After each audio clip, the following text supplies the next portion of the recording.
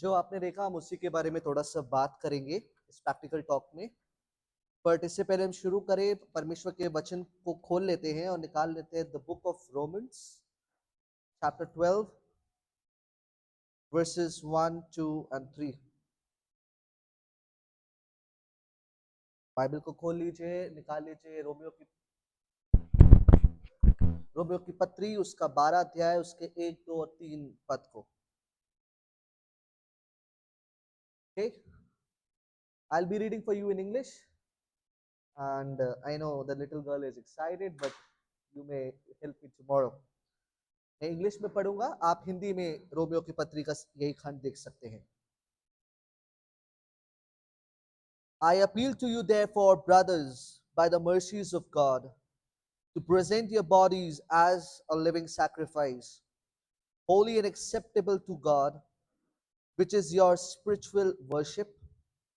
Do not be conformed to this world, but be transformed by the renewal of your mind, that by testing you may discern what is the will of God, what is good and acceptable and perfect.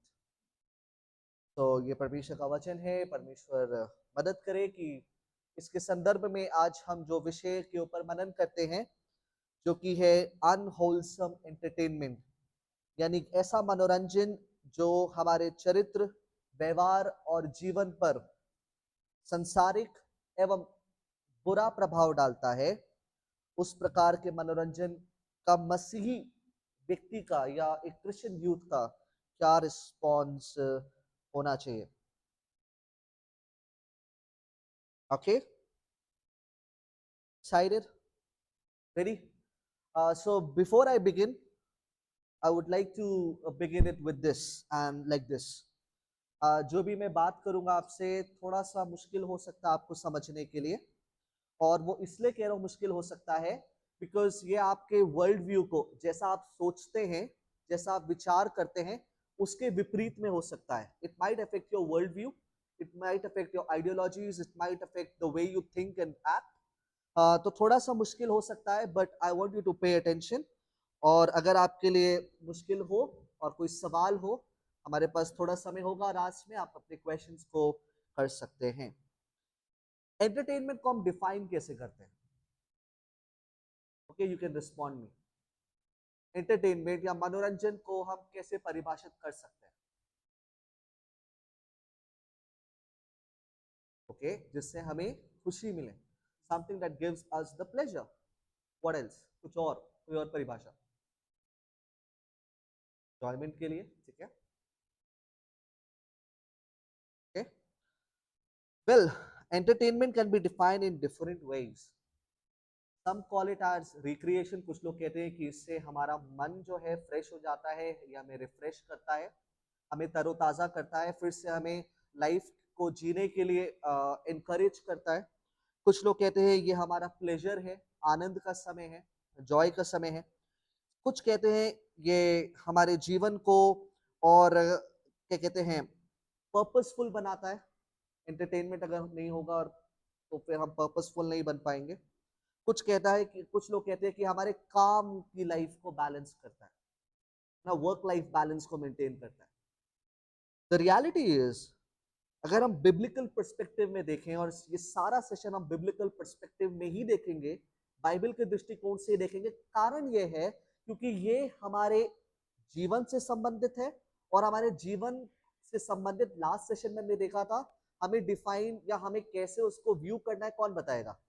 परमेश्वर। परमेश्वर कैसे बताएगा? अपने वचन से। तो हम परमेश्वर के वचन के अनुसार इस खंड को देखने और समझने का प्रयास करेंगे। अब अगर आप मुझसे पूछे कि क्या एंटरटेनमेंट वर्ड बाइबल में पाया जाता है, तो मैं आपको आंसर दूंगा नहीं। ऐसा कोई भी शब्द बाइबल के अंदर नहीं पाया जाता। यानी अगर आप ऐसा सोचे कि एंटरटेनमेंट वर्ड बाइबल के अंदर होगा और इस वर्ड से कुछ पाया जाता है, तो ऐसा नहीं पाया जाता। बाइबल के अंदर फन ऐसे शब्दों का उपयोग भी नहीं देखा जाता है, और ऐसे कोई भी शब्द नहीं पाया जाता, बल्कि बाइबल के अंदर कुछ ऐसे शब्द पाए जाते हैं जो उसके विपरीत है।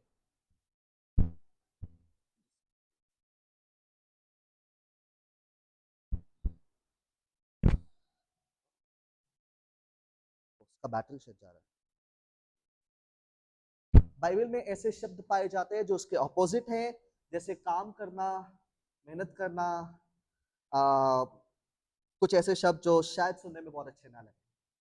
अब अगर आप एंटरटेनमेंट को काम के अपोजिट देखते हैं तो एक बहुत ही गलत दृष्टिकोण है। कारण क्या है? वर्क जो है वो कर्ज का हिस्सा नहीं है। यानी मनुष्य जब पाप में पड़ गया उसके बाद काम की संरचना नहीं हुई। निकाल लीजिए मेरे साथ उत्पत्ति की पुस्तक, उसका 2 अध्याय, उसके 15, 16 और 17 पद को।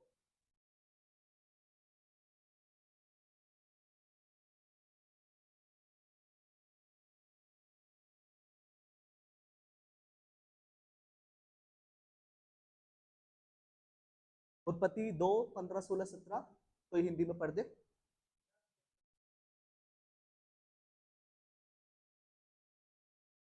जी, एक मिनट, अभी आदम पाप में नहीं गिरा है, परमेश्वर ने सृष्टि बनाई है और वो इसमें क्या करे? काम करे, एंटरटेन हो, रिक्रिएशन करे, ऐसा कोई भी शब्द नहीं लिखा। जिसको कई बार हम एंटरटेनमेंट के पर्सपेक्टिव में काम को एंटरटेनमेंट के विपरीतात्मक या अपोजिट वे में हम उसे देखते हैं। यानी ऐसा कोई भी शब्द बाइबल के अंदर नहीं लिखा। और काम करना यानी वर्क लाइफ बैलेंस, अगर आप कॉन्टेक्स्ट में एंटरटेनमेंट को सिर्फ देखते हैं तो ये बिब्लिकल व्यू नहीं है, क्योंकि काम करना is a blessing, it's ordained by God, परमेश्वर के द्वारा निर्धारित है। और याद रखिए, हम यहाँ जो कुछ भी बात करेंगे उसी दृष्टिकोण से करेंगे जिस दृष्टिकोण से परमेश्वर ने मनुष्य को बनाते समय ठहराया है, ना कि पाप के पतन के दृष्टिकोण से। तो क्या बाइबल में एंटरटेनमेंट की कोई भी जगह नहीं है? क्या हम एंटरटेनमेंट का हिस्सा नहीं हो सकते? क्या हम मनोरंजन नहीं कर सकते? क्या ऐसी चीजें हम नहीं कर सकते जिसमें हमको खुशी मिलती है? Let's talk about one verse, 1 Corinthians chapter 10 verses 31. पहला कुरिन्थियों 10वां अध्याय उसका 31वां आयत।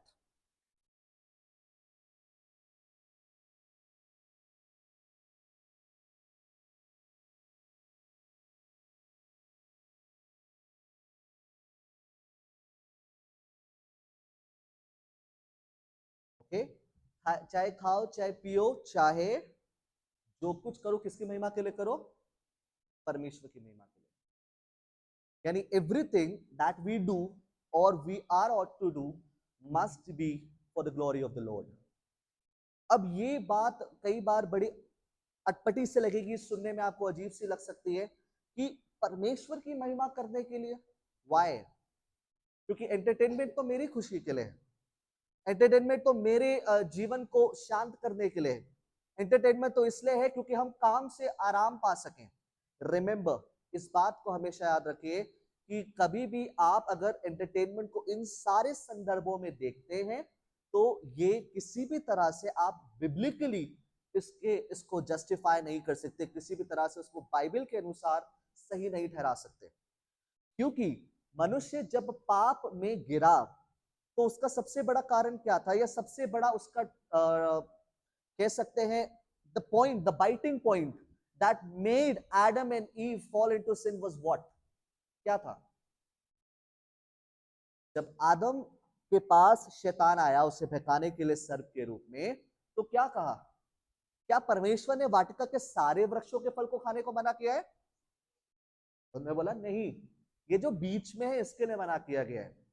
और उसके बाद जब कन्वर्सेशन खत्म हुई तो बाइबल बताती है हव्वा को फल खाने में अच्छा, देखने में मनभाऊ और बुद्धि देने में चाहने योग लगा। यानी उनको उनकी दृष्टि में जो खुशी देने वाला, अच्छा लगने वाला और मुझे मेरे जीवन को शांत करने वाला जो चीज लगी वो क्या थी?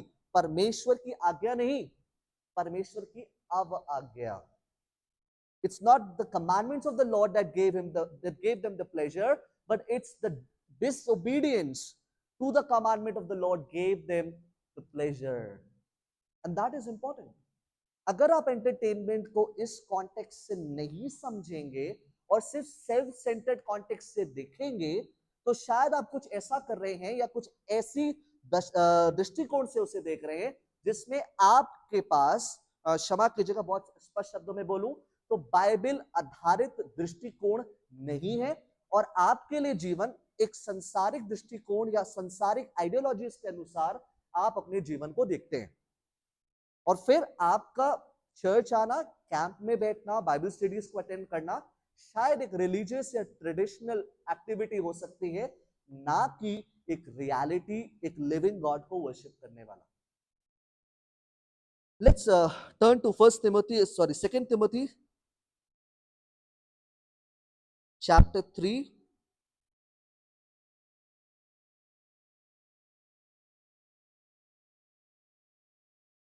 Second Timothy chapter 3 verses 1 to 4. Please पढ़ दीजिए हिंदी में।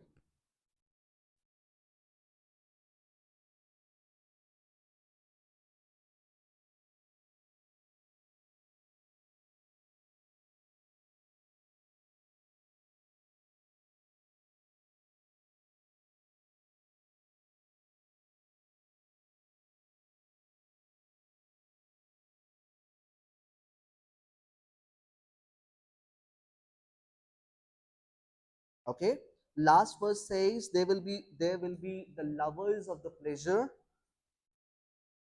then the lovers of, there will be the lovers of self, then the lovers of God. वो खुद को खुश करने वाले, खुद की संतुष्टि के लिए जीने वाले व्यक्तित्व होंगे। ये ऐसे लोगों की बात हो रही है जो लोग अंत के दिनों में परमेश्वर के विपरीत अपने जीवन को जीना चाहते हैं, या ऐसे लोगों की बात हो रही है जो पाप के फॉलन नेचर में, पाप के पतन किए गए स्वभाव में अपने जीवन को जीने का प्रयास कर रहे हैं। यानी if we define entertainment as just mere the pleasure of yours or the pleasure to your content, यानी कुछ ऐसा जो आपको संतुष्ट करे, जो आपको खुशी दे, जो कि कई बार आज की कलीसियाओं में भी प्रचार किया जाता है, तो ये एंटरटेनमेंट को बहुत बिब्लिकल तरीका नहीं है देखने का। क्योंकि हम किसके लिए, हमें किसके लिए परमेश्वर ने रखा है? चाहे खाओ, चाहे पियो, चाहे जो कुछ करो, किसके लिए करो? परमेश्वर की महिमा के लिए। यानी our life must be centered to the Lord. Our life must be there. We are here to glorify the Lord. चाहे आप जॉब करते हो, चाहे आप प्रोफेसर हो, चाहे आप टीचर हो, चाहे आप पढ़ते हो, चाहे आप अभी क्या कहते हैं स्कूल गोइंग क्यों ना हो, चाहे आप कुछ भी क्यों ना करते हो, what are you here for? To glorify the Lord. And why it is necessary? परमेश्वर को महिमा देना जरूरी क्यों है? क्योंकि आपको बनाया किसने है? परमेश्वर ने। जीवन का उद्देश्य किसने ठहराया है? परमेश्वर ने। और पाप के पतन में, यानी जब इंसान पाप में गिरा, तो उसने परमेश्वर की बजाय खुद को चुनना पसंद किया, जो कि आज भी हम संघर्ष करते हैं, या आज भी हम चुनते हैं। हम किसको चुनते हैं? हमें जो अच्छा लगता है। अभी आपने जो स्किट देखा, क्या चुना उन्होंने? उनको जो अच्छा लगता है, समाज जो उन्हें सिखाता है, या उनको जिस चीज में स्वयं में आनंद मिलता है। और उसके बाद संडे को हम चर्च में आते हैं और क्या गीत गाते हैं? मैं हाथ उठाकर गाऊंगा, यीशु तेरा नाम रहे ऊंचा। कितने देर के लिए? जितनी देर चर्च में हूं। उसके बाद किसका नाम को ऊंचा करना है? किसकी खुशी के लिए जीना है? अपनी, खुद की। रिमेंबर, अभी हमने रोमन्स 12 चैप्टर 12 वर्सेस 1, 2 and 3 पढ़ा। सेकंड वर्स में क्या लिखा है? Present your bodies as a living, holy and pleasing sacrifice to the Lord, and this is your spiritual worship. Church में 2 घंटा बैठ करके, हाथ ऊंचा उठा करके यीशु तेरा नाम रहे ऊंचा गा करके यीशु का नाम ऊंचा नहीं होता रे भैया, नहीं होगा। It's all about 7 days, 24 hours, 365 days, and जितने भी दिन परमिशन है आपको इस दुनिया में, जितने साल परमिशन है आपको इस दुनिया में। So then what is the place of entertainment? फिर entertainment की जगह क्या है? और हम फिर wholesome और अनहोलसम एंटरटेनमेंट को किस तरह से डिफाइन कर सकते हैं? Something that gives glory to the Lord. आप कुछ भी ऐसा करें जो आपके एंटरटेनमेंट लिस्ट में शामिल हो सकता है जो परमेश्वर को महिमा दे। परमेश्वर को महिमा देने का अर्थ क्या है? 2 घंटे की आराधना नहीं, वर्शिप म्यूजिक लगा के सुनना नहीं, सारा दिन बाइबल पढ़ना नहीं, वरन हर एक वो कार्य करना जो परमेश्वर केंद्रित, परमेश्वर आधारित और परमेश्वर के वचन के अनुसार है। और परमेश्वर के वचन के अनुसार क्या है? डिनाइंग ऑफ द सेल्फ ना, डिसाइपलशिप का कैंप है ना। और अगर आप लूक चैप्टर 14 पढ़ते हैं और 25 वर्सेस ऑनवर्ड्स पढ़ते हैं तो क्या है वहां पे? The cost of discipleship. और उसमें सबसे इंपॉर्टेंट कॉस्ट ऑफ डिसाइपलशिप क्या है? The denying of the self. मैं जो बात कर रहा हूं वो बहुत प्रैक्टिकल है और बहुत लिवेबल है, पर बहुत चैलेंजिंग है। चैलेंजिंग क्यों है? क्योंकि हम इतना सेल्फ सेंटर्ड लाइफ में मशगूल हो गए हैं। हमारी कलीसिया में, हमारे कैंप्स में इतना सेल्फ सेंटर्डनेस पे फोकस किया जाता है कि हम भूल गए हैं कि हमारा जीवन ना हमने बनाया था और ना हम इसके मालिक हैं, ना हम इसको सस्टेन करने वाले हैं। ये सब कुछ परमेश्वर के द्वारा है, परमेश्वर के लिए है। कोलोसियंस चैप्टर 1 वर्सेस 15 and 16 क्या कहता है? सब कुछ उसी के द्वारा रचा गया। And next line is very important, सब कुछ उसी के लिए रचा गया। Please wake up Christian young people, थोड़ा सा जाग जाइए, थोड़ा सा समझिए। It's not about attending camps after camps, it's understanding that what you are doing here. आप यहां कर क्या रहे हैं? आप सिर्फ एक एंटरटेनमेंट या प्लेग्राउंड में नहीं है। The Bible says you are in a spiritual warfare. It's the battle against the Lord and the world. और अगर आप परमेश्वर की तरफ हैं, आप एक बैटल फील्ड में हैं। एंड रिमेंबर, आपका एनिमी आपसे ज्यादा अलर्ट है कि आपको हर प्रकार से परमेश्वर की महिमा के लिए जीने से रोका जाए। आपके लाइफ को सिर्फ 2 घंटे चर्ची बना करके बाकी के जो 166 आवर्स ऑफ द वीक हैं उसको अपने मेरे पाप के संसार के अनुसार जिया जाए। And that's what we are living for. शायद हम समझ नहीं पा रहे हैं कि हम अभी भी इस स्पिरिचुअल बैटल में जो हम हैं उसको लेके बहुत कैजुअल है। शायद ये बातें बहुत हाइपोथेटिकल लगती हैं कई बार सुनने में, but my dear friends, this is the reality. अगर आप आज नहीं जागेंगे तो कल हमारे पास जागने का समय नहीं होगा। अगर आप आज नहीं सुनेंगे तो कल कोई सुनाने वाला नहीं होगा। अगर आप आज नहीं चेतेंगे तो कल कोई आपको बताने वाला नहीं होगा दिस इज राइट और this is wrong. And my dear friends, एक एग्जाम्पल देना चाहता हूं आपको। इजराइलाइट्स की कहानी आपको पता है। जंगल में थे, 40 साल तक थे, कनान पहुंचे। आपको पता है उसके बाद क्या हुआ? जजेस चैप्टर 1, जजेस चैप्टर 2 अगर आप पढ़ते हैं, there is a verse there, लिखा है कि देयर वाज अ जनरेशन जो यहोवा को नहीं जानती थी। ऐसी पीढ़ी जो परमेश्वर को नहीं जानती थी। आपको पता है वो किस में पड़ गए? यहोवा को छोड़ करके किस में चले गए? मूर्ति पूजा में। परमेश्वर को भूल करके उन्होंने उस जगह के देवी देवताओं की आराधना करनी शुरू कर दी। And God punished them, God bought them back. और ये पीरियोडिक साइकिल इजराइलिट्स के लाइफ में हमेशा चलती रही। और अगर आज की जनरेशन जो कि मैं और आप हैं, अगर इस बात को लेकर के सीरियस नहीं हुए तो याद रखिए, we'll be losing the next generations. And शायद ऐसा हो कि there will be a generation that doesn't know the Lord. And this is hell serious. Why I'm saying so? क्यों बोल रहा हूं कि ये बहुत गंभीर है? Because entertainment for self pleasing ऐसा मनोरंजन जो खुद को सिर्फ प्रसन्न करने वाला, खुद को सिर्फ खुश करने वाला है, आपके मन को उन बातों से भर सकता है या भरता है जो परमेश्वर के विपरीत में है। और जो आपके मन में भर रहा है वो आपके जीवन शैली में रिफ्लेक्ट होगा।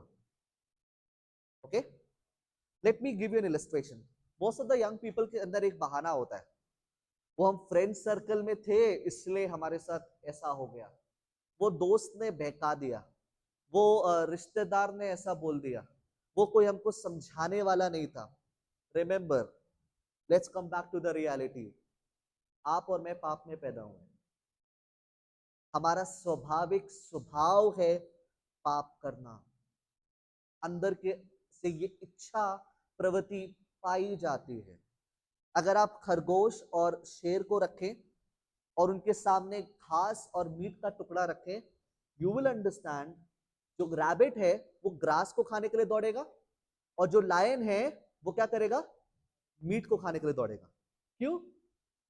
That's their original nature, that's what they are made in. और इसी तरह से वो रिएक्ट करते हैं। आप और मैं के अंदर पाप करने की नेचुरल स्वभाव पाया जाता है क्योंकि हम सब पाप में उत्पन्न हुए हैं। That's what the Bible says. और ये सारे जो एक्सटर्नल एक्सक्यूजेस हैं ये सिर्फ हमें मदद करते हैं और पाप को करने के लिए, चाहे वो एंटरटेनमेंट हो, चाहे वो लोग हो, चाहे वो वर्ल्ड हो, चाहे फ्रेंड्स हो, चाहे कोई और बात। एक फिलॉसफी है जिसको हम कहते हैं हेडोनिज्म। इस फिलॉसफिकल हेडोनिज्म वर्ड का अर्थ ये है, एक ऐसा व्यक्ति जिसने अपने जीवन को का जो चीफ गोल है वो ये बना लिया है कि it's all about my pleasure and my happiness. आज लोग परमेश्वर की आराधना क्यों करने जाते हैं संडे को? आई worship the Lord because I feel peace. मैं चर्च इसलिए जाता हूँ या what ever religion people follow, एक संसारिक आइडियोलॉजी बता रहा हूँ क्योंकि मुझे यहाँ पे शांति मिलती है, मुझे यहाँ पे अच्छा लगता है, मेरे मन को ही अच्छा लगता है। That is the reason for your worship. My dear friends, you are not worshipping the Lord, you are worshipping yourself. Because it's all about your pleasure, it's all about your peace, it's all about what you feel. And same जो हम देखते हैं, सुनते हैं, करते हैं या समाज में हमें देखने को मिलता है, ये सारी बातें हमें इन्हीं चीज के लिए उत्साहित करती है, इन्हीं चीज के लिए एम्फसाइज करती है। Remember, let's recall what we have done. पहली बात, हमारे अंदर नेचुरल इंक्लिनेशन है पाप के प्रति। दूसरी बात, एंटरटेनमेंट को अगर हम सेल्फ प्लेजर के कॉन्टेक्स्ट में परिभाषित करते हैं, we are already in on a wrong way, on a way of the world. तीसरी बात, अनहोलसम एंटरटेनमेंट में क्या क्या हो सकता है।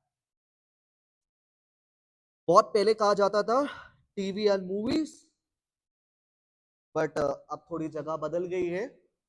आजकल उसको इंस्टाग्राम या यूट्यूब शॉर्ट्स कह के भी कहा जा सकता है, ओटीटी एप्स भी कहा जा सकता है, या और बहुत सारी बातें। It's not only about television and movies anymore.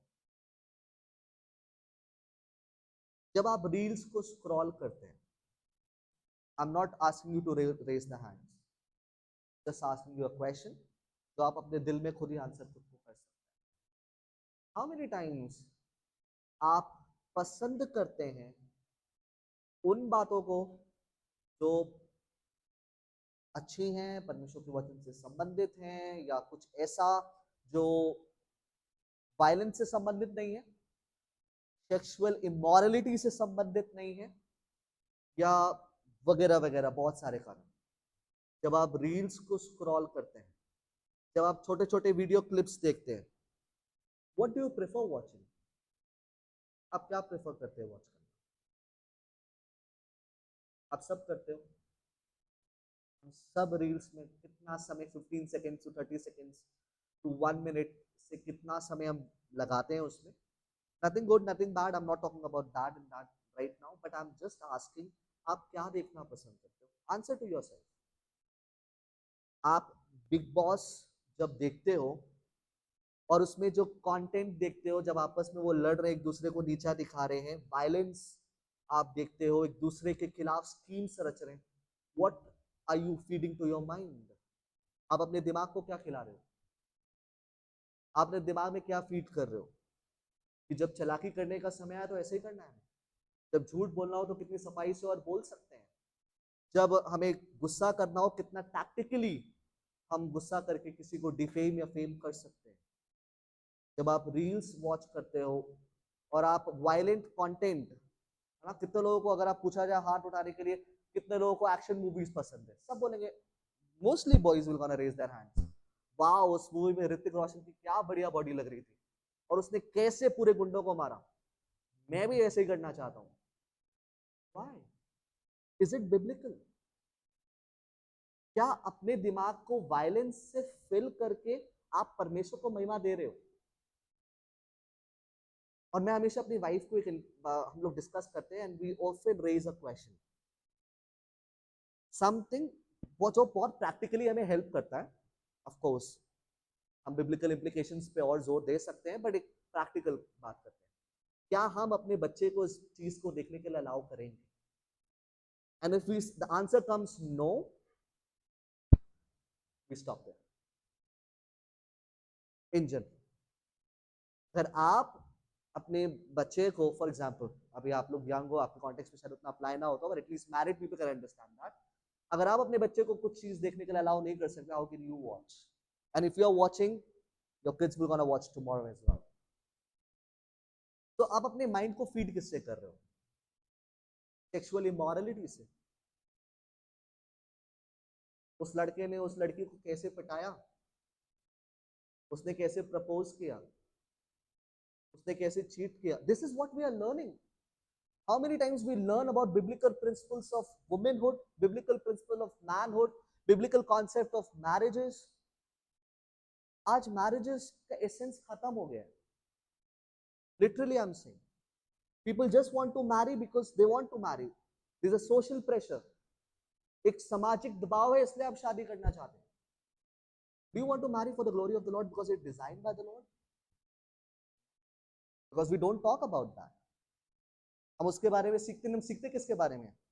उसका डिवोर्स हो गया, उसका सेपरेशन हो गया, उसका एक्स्ट्रा मैरिटल अफेयर है। And let me tell you, I don't know about you, but there is a general understanding, और एक नया आंकड़ा निकल के आ रहा है बाहर। आजकल के जवान शादी करने से डरते हैं क्योंकि उनको लगता है वो टूट जाएगी, क्योंकि उन्होंने या तो ऐसे चीजें से अपना दिमाग भर लिया जिसमें उन्होंने सिर्फ टूटे हुए रिश्ते देखे हैं, या कोरियन ड्रामास देखे, एक्सपेक्टेशन इतनी हाई कर ली कि there is more than a perfect man जो उनकी लाइफ में आएगा, जो उनको फुल करेगा। Your content is not found in your man, in your woman. Your content is found in the Lord whom you worship, and He has designed marriage. It's the most beautiful thing ever that you can be on earth, because परमेश्वर ने इसे design किया। कहाँ है हम feed जिससे कर रहे हैं? हम जस्ट टॉकिंग अबाउट आप अपने दिमाग को खिला क्या रहे हैं एंड हाउ वो हमारे बिहेवियर में रिफ्लेक्ट हो रहा है। आज women, I'm just this could be controversial, ladies you can question me later, but I want to point it out. Today women want to be a self-dependent woman. Nothing bad in that, nothing wrong in that, to work. I'm not saying women should not work. I'm saying there is a feeling of self-dependency. Why? Because what if my partner fails? अरे भाई मसीह हो, divorce failures, marriage failures का question ही नहीं उठना चाहिए। If both are in the Lord, why it's even a question there? Failures की सोच करके शादी कर भी क्यों रहे? देन भरोसा किस में है? मैरिज में और पार्टनर में। why are we trusting these things? इस दिमाग एंटरटेनमेंट के नाम पे मूवीज, स्टोरीज, शॉर्ट्स, इन चीजों से भर रहा है। एंड टू बी ऑनेस्ट, मसीहों में भी ये चीज रिफ्लेक्ट हो रही है। हमारे जीवनों में हम, हमारे मसीह बच्चे ये जवान आप लोग के एज के लोग लिटरली इन बातों से बहुत प्रभावित। How many of you really worry about कि सोशल प्रेशर है हमारे ऊपर? कितना सोशल प्रेशर है? Why it is there? किसने बनाया ये प्रेशर? वो चार लोग जो बोलेंगे वो कहां से आते हैं? किसने आपको ये सिखाया? बिकॉज यू वॉच, आपने उसको देखा है, आप उस चीजों को आपने उस समय अच्छी लगी थी आपको देखने में, this is what you are feeling yourself. Next thing is what, first is what you watch and next is what you hear. आप क्या सुनते हो? It's not only about music, of course music can be defined in different ways, but एक research हुआ है, if you fill your brain with the music that has a violent nature in it, your brain will gonna react in the same way. This is a real research. अगर आप car drive कर रहे हो और bike drive कर रहे हो, अगर आपने फास्ट गाने लगा लिए, आपकी बाइक की स्पीड ऑटोमेटिकली बढ़ जाती है, because there is a direct reaction in your brain that happens what you listen to, and you want to be entertained by it. ऐसे गाने जिसमें अभद्र भाषा का और गालियों का प्रयोग होता है, we rejoice in that. मजा आता है हमको, and then we call ourselves as the disciples of the Lord. और फिर अपने आप को क्या कहते हैं? हम मसीह यीशु के क्या है? क्या है? प्लीज बोलिए। चेले हैं। एंड फॉलो क्या कर रहे हैं हम? You know what you are hearing, that's what will gonna impact you, this will gonna impact your whole life. आज आप 18 साल 20 साल 25 साल के हो, मजा आ रहा है, कल आपको इरिटेशन होगी, कल आप चिढ़ोगे, there is no way out. कल आप अपने मैरिजेस में इसके इम्पैक्ट्स देखोगे, इसके इम्प्लीकेशन देखोगे, क्योंकि आपने वही सुना है, वही देखा है। आपके मुंह से अब्यूजिव लैंग्वेजेस बढ़ेंगी क्योंकि आपने यही अपने आप को फीड किया है। What is happening? Remember, we are here to be a disciple and to learn more how to be a better disciple of Christ. ये सिर्फ एंटरटेनमेंट के लिए नहीं है, है ना? यूएसआई और any other youth organization is not working कि आपको कुछ समय का छुट्टी के समय में मजा आ जाए। ये मजे के लिए नहीं है, ये जिंदगी की वास्तविकता को आपके समक्ष प्रैक्टिकली समझाने के लिए, आपको सीखने में मदद करने के लिए, ताकि हम मसीह यीशु के बेहतर चेले हो सकें। The next thing is what we interact with. Let's say about the people we live with and the sports and other things जो भी हम एंटरटेनमेंट के लिए यूज कर सकते हैं, चाहे वो लोगों की संगति हो, चाहे वो खेल कूद हो, चाहे वो कुछ और। जब आप खेलने के लिए जाते हैं, अभी आपने स्किट में देखा, एक छोटा सा बात भाई ने बोली, उसने क्या बोला कि तू तो हमारे मोहल्ले का क्या है? विराट कोहली। विराट कोहली बोलते ही हमारे भाई कहाँ चले गए? हेलमेट पहन करके, पैड्स लगा के, ग्लव्स पहन करके क्रिकेट के मैदान में। क्यों? क्या वो सच में विराट कोहली है? नहीं, लेकिन there is a sense of pride, there is a sense of self glorification, there is a sense for कि वाह मेरी तारीफ हो रही है, मेरी महिमा हो रही है, and that's what we are talking to. Anything that is self glorified, अगर आप स्पोर्ट्स इसलिए खेलते हो कि आपकी खुद की महिमा होगी एंड वो फीलिंग डेवलप होगा जिसमें मैं विक्टोरियस हूं और सामने वाले को मैंने हरा दिया, this is not biblical at all, किसी भी तरह से बाइबल आधारित नहीं है। Sports is good, but if it's there to help your body, but if it's there to recreate you to some extent, but if it becomes a means of self glorification or purpose to satisfy and content in our abilities, it's not at all glorifying Lord. अगर आपका खेल कूद आपकी स्वयं की तारीफ का जरिया या आपकी काबिलियतों, जो आपकी काबिलियत पाई जाती है, आपके अंदर जो गुण पाए जाते हैं, उसका बखान या उसका महिमाकरण का कारण है, तो आप बहुत दूर जा चुके हैं उस उद्देश्य से जिसके लिए परमेश्वर ने मेरे और आपको बनाया, और जिसके लिए वो कहता है चाहे जो कुछ करो उसकी महिमा के लिए करो। Sports is good. You can play, not a problem. It's not unwholesome. But it should not be the means कि आप खुद की महिमा करें. Next thing, sometimes we ये थोड़ा सा और क्रिटिकल हो सकता है. Churches and Christian worship भी unwholesome entertainment का पार्ट हो सकते हैं. जब आप कलीसिया में, मैंने थोड़ा सा हिंट दिया था स्टार्टिंग में, लेकिन let's go into more detail. जब हम ऐसी कलीसिया में जाना पसंद करते हैं जहाँ चर्च के बाद हमें कॉफी मिले और आपस में हमारे दोस्त जाते हो, हम दोस्तों के चक्कर में कलीसिया में संगति रखते हो, और हमें परमेश्वर की पवित्रता, उसके बात, उसके न्याय के, उसके उद्धार, उस पाप के विषय में जो बात बाइबल कहती है उसके विषय में कोई मतलब ना हो, तो वो भी हमारा एंटरटेनमेंट का, अनहोलसम एंटरटेनमेंट का जरिया हो सकता है.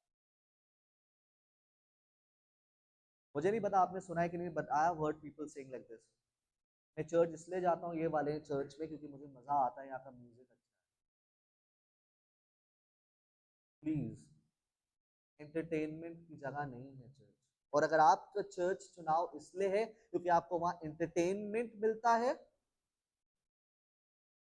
my dear friends, that's an unwholesome entertainment. That's an unbiblical entertainment. और ये कलीसिया में जाने का उचित कारण नहीं है.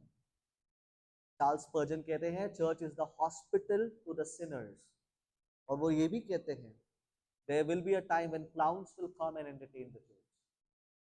तो कलीसिया में लोग इसलिए जाएंगे क्योंकि उनको वहां पे कुछ ऐसा मनोरंजन मिल रहा है जो उन्हें लगता है कि ये बिब्लिकल है, रिलीजियस है, और यीशु मसीह के नाम भी लिया जा रहा है. यीशु मसीह का नाम लेने से आप मसीह नहीं बनते हैं. यीशु मसीह को फॉलो करने से आप मसीह बनते हैं. It's not about what you believe in, it's all about what you follow. और अगर आप डिसाइपलशिप में हैं, यानी एक ऐसी नाव में है जिसमें चेले हैं यीशु मसीह को, उनका अनुकरण कर रहे हैं, understand this in a very open way.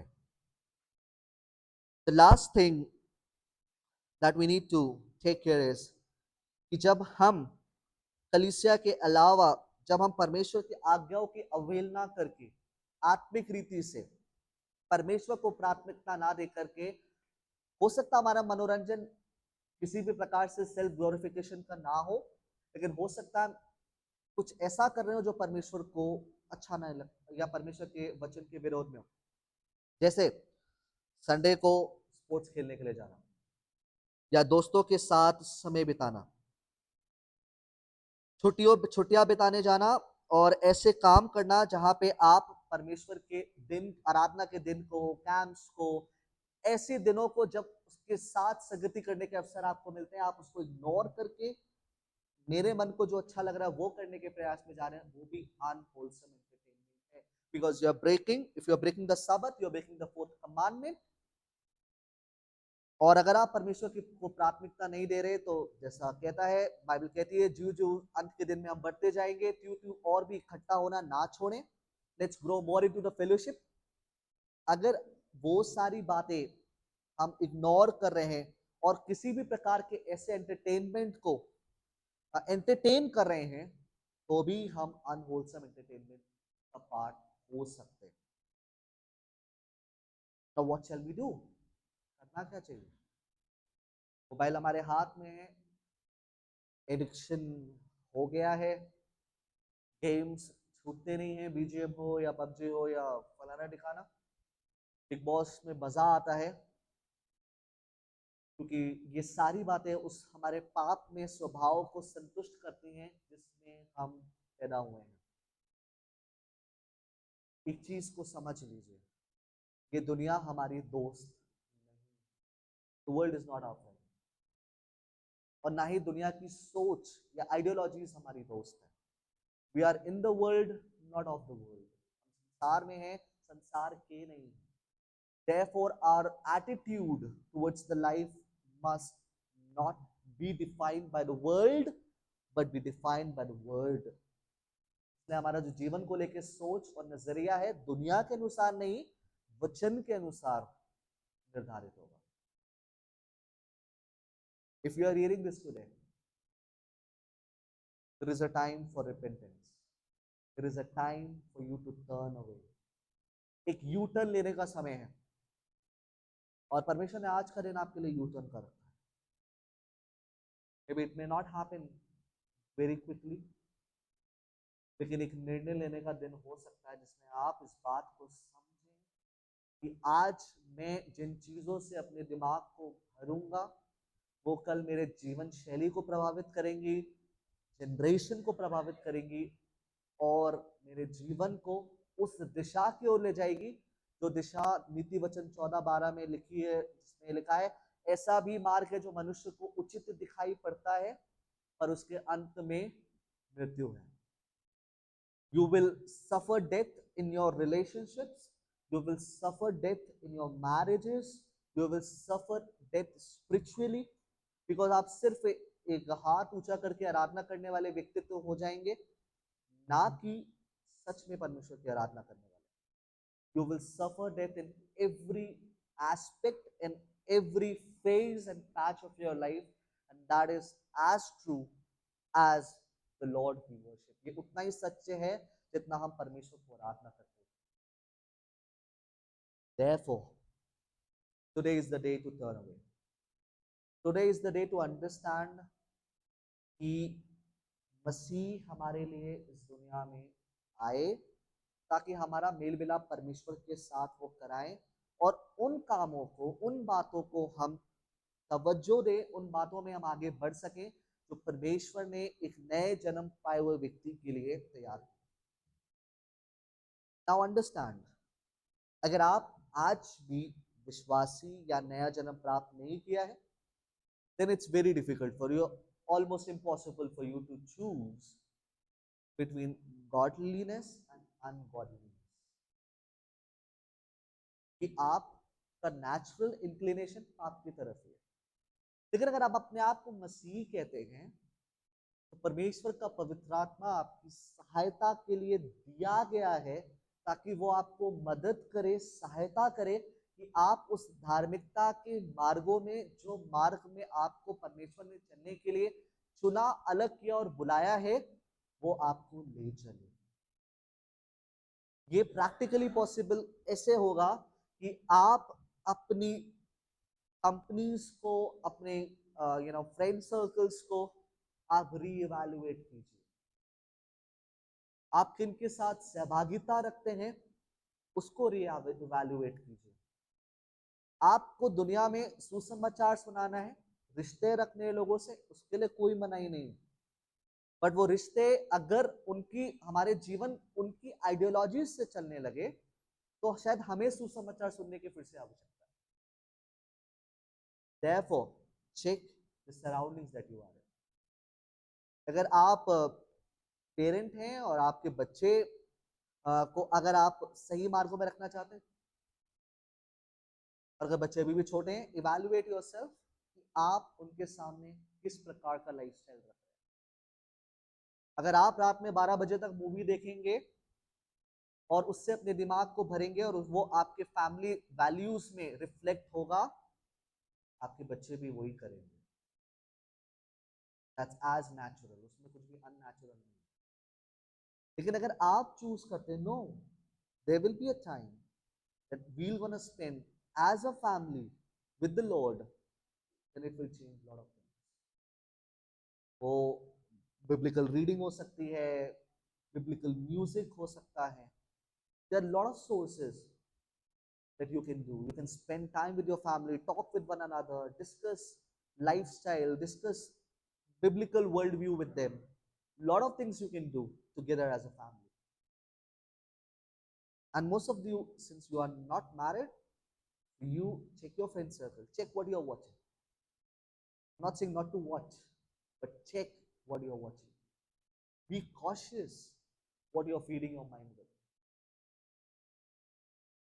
Understand that you are in a battlefield. The enemy is always after you. Of course, you are victorious in the Lord, there is no doubt, but there is still a war that is going on against you. Please be mindful about. और एक चीज पे बिल्कुल trust मत कीजिएगा। पूछिए क्या? आप लोग बहुत सीरियस हो गए, थोड़ा सा क्या बोल दीजिए। पूछिए क्या? बोलो ना एक साथ, क्या? अपने मन पर बिल्कुल भी भरोसा। किस पे भरोसा मत करना? अपने मन पर। जरमाया में लिखा है, मन क्या करने वाला है? धोखा देने वाला है। 17:9 मन क्या करने वाला है? धोखा देने वाला है। ऐसे क्या करने वाला है मन? जोर से बोलो। मेरे मन में आया इसलिए मैंने ऐसा किया। धोखा खाओगे आप। क्या खाओगे? अगर मन परमेश्वर के वचन से भरा है और वचन निर्धारित करता है या वचन डायरेक्ट करता है हमें किस तरफ बढ़ना है, that should be a trusting foundation. Daud कहता है भजन संहिता 119 में, चाहे आपको लाइफ पे कैसे भी डिसीजन लेना हो, चाहे आपको ये देखना है नहीं देखना, उसका भी निर्णय लेना हो, कहां से आएगा? मन में से नहीं। किससे आएगा? वचन से। दाऊद कहता है भजन 119 में और अलग अलग जगह कहता है, लेकिन स्पेशली 11 पद, कि मैंने अपने वचन को हृदय में रख छोड़ा है ताकि तेरे विरुद्ध, हृदय के अनुसार नहीं चल रहा हूं मैं, मन के अनुसार नहीं चल रहा हूं, मेरी सोच के अनुसार नहीं चल रहा हूं, किसके अनुसार चल रहा हूं? बोलो, वचन के अनुसार। तो क्या देखना है क्या नहीं देखना है उसको तो कोई नहीं बताएगा, क्या सुनना है क्या नहीं सुनना है उसको भी नहीं डिफाइन करूंगा मैं, but I have defined you कि आप और मैं नेचुरली इंक्लाइंड है टू सिन, बट परमेश्वर में नया जन्म के बाद हमारे पास पवित्र आत्मा है जो हमारी मदद करेगा। Therefore, we have to choose every day what we are watching, what we are hearing, किन लोगों के साथ हम हैं, क्या आइडियोलॉजीज हमारे दिमाग में जा रही हैं, क्या विचारधाराएं हम सुन रहे हैं। Every day, every moment, this should be in our heart. और अगर ये चूज करना हो कि क्या करना चाहिए क्या नहीं करना चाहिए, हो सकता है आपके पास आपके मेंटर्स ना हो, पास्टर्स ना हो ऑल द टाइम, बट अगर आप परमेश्वर के वचन के साथ जुड़े हुए व्यक्ति हैं, decide on the base of the word of वचन के ऊपर आधारित होकर निर्णय लेना। ठीक है, let's repeat this and will and it because it's almost 4:20। Okay, एक स्लोगन रिपीट करते हैं। मन पे भरोसा नहीं रखना। Repeat after me. Good morning, जोर से। मन पे भरोसा नहीं रखना, वचन पे रखना। कैन यू से इट लाउडर? तो अगली बार से कुछ भी जो मनोरंजन के लिए चुनना है, क्या देखना है क्या सुनना है, स्पोर्ट्स के लिए किस भावना से जाना है, ये सारी बातें जब आपको एंटरटेनमेंट कॉन्टेक्स्ट में चुननी हो तो कैसे चुनोगे? अपने मन से? हाँ ना? अरे बोलो, हाँ ना? नहीं। कैसे चुनना है? वचन के अनुसार। अगर सेल्फ प्लीजिंग सेल्फ ग्लोरीफाइंग है तो नहीं चुनना। Remember, we are living for one goal and we are living to hear one statement. हम सिर्फ एक लक्ष्य के लिए और एक स्टेटमेंट के लिए, चाहे मैं हूं चाहे आप हो, वेल डन माय फेथफुल। ये statement the most important statement that you can ever here. ये जो वाक्य है, शाबाश मेरे धन्य और विश्वासियों के दास, ये महत्वपूर्ण है और ये हमारे जीवन का मुख्य केंद्र आधार होना चाहिए जीवन जीने का इन जनरल। चाहे आपको कोई चर्च का देख रहा हो, यूथ फेलोशिप का देख रहा हो, नहीं देख रहा हो, अकेले में हो, बाहर हो, कहीं पर भी हो, let this statement be the centrality of your life, and one day when I stand before the Lord, because you will stand before the Lord, that's for sure, I must hear, well done. God bless you and help you to discern well May His Holy Spirit may lead you and guide you on the paths of the righteousness, and may you fill your heart from His word, that you may be led on the path that God has ordained you to walk on, and you be the faithful disciple of the Lord. परमेश्वर आपको आशीष दे, आपकी मदद सहायता करे कि आप सही चुनावों को कर सके, खासकर मनोरंजन के संदर्भ में। पवित्र आत्मा आपकी मदद करे और आप वचन से अपने हृदय को इस प्रकार से भरें कि आप अपने जीवन में परमेश्वर आधारित, परमेश्वर केंद्रित चुनाव कर सकें, ताकि हम एक दिन इस पंक्ति को सुन सकें, शाबाश मेरे धन्य और